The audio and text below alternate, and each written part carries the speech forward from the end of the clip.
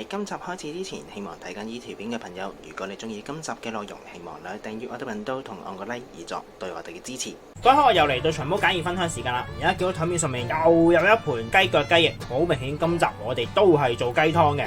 上次就同大家講解咗點樣去通過煎炒呢一個動作去煮一個中式雞高湯。今次我哋就同大家講解點樣用焗爐嚟做呢個中式雞高湯。今集中式雞高湯焗爐版。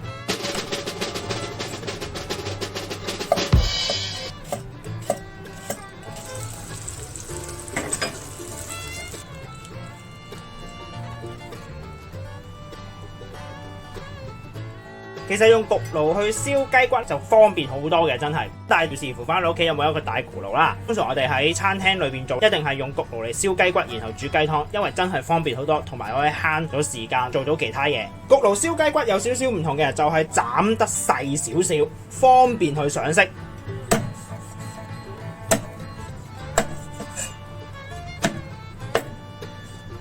然後雞翼一開3或者4都可以。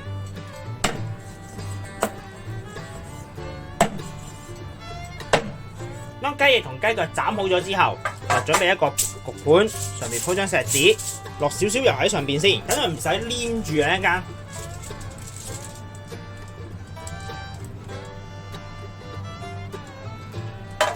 將我哋斬好晒嘅雞翼同雞腳倒晒落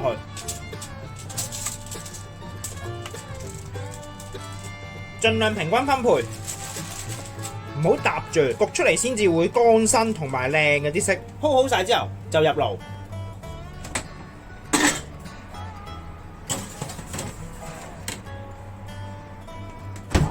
我哋會用230度去焗佢45分鐘至1個鐘頭，焗到所有雞腳同雞翼乾身上色為止。中途我哋需要將佢翻炒一下，等佢可以兩邊都焗得均勻啊，就唔會一邊焗到好深色，一邊好淺色。所以大概我哋半個鐘之後，我哋攞佢出嚟翻一翻炒。已經半個鐘啦，跟住我哋攞佢出嚟翻炒一下。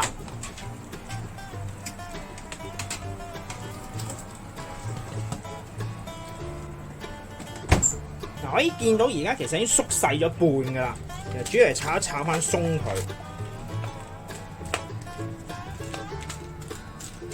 同樣唔好搭住，平均分配，然後再擺落焗爐焗多半個鐘。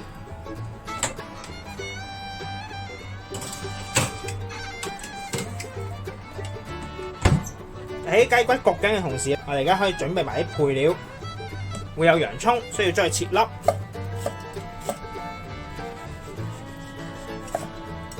然後會有甘筍，切頭切尾，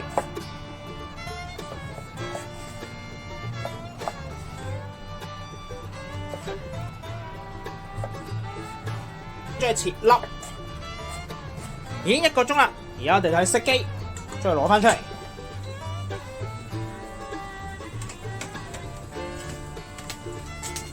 可以見到而家所有雞骨啊、雞肉嗰啲已經乾晒噶啦。呢個時候我將佢鏟一鏟翻起佢。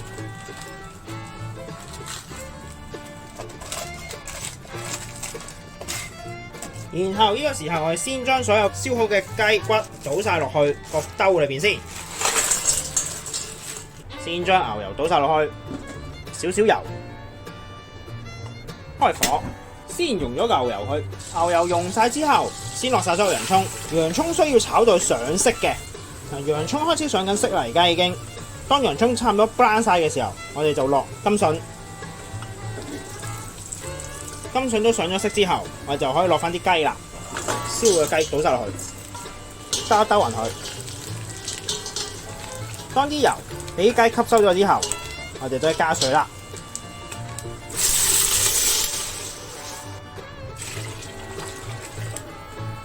呢個時候1個 tablespoon 嘅 thyme 草，1個 tablespoon 嘅 parsley， 京葱綠色嗰段 ，bay leaves。開翻大火，先將佢煲滾，滾咗之後轉細火，等佢慢慢煮，煮到佢大約得翻1/3至1/4左右就可以噶啦。同樣將面頭嘅泡批一批走佢。好，差唔多啦，可以熄火，然後隔渣。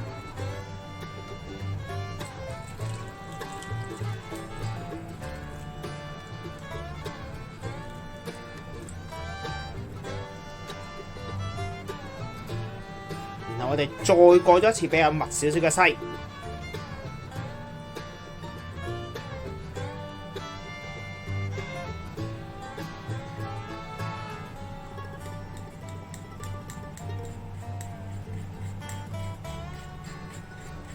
而家我哋可以擺翻落雪櫃，佢同樣都係聽日會變做啫喱。之後我哋就將面頭嗰陣油刮走佢噶啦。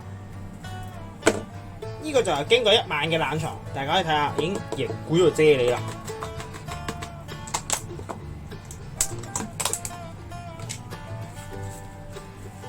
呢個時候我哋就可以用隻羹將表面嘅油筆走佢。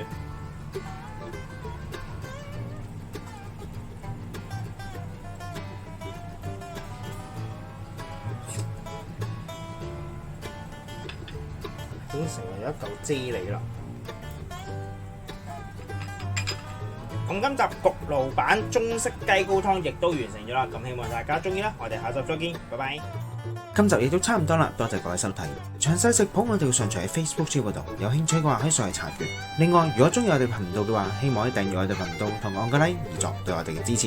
希望大家中意啦，我哋下集再見，拜拜。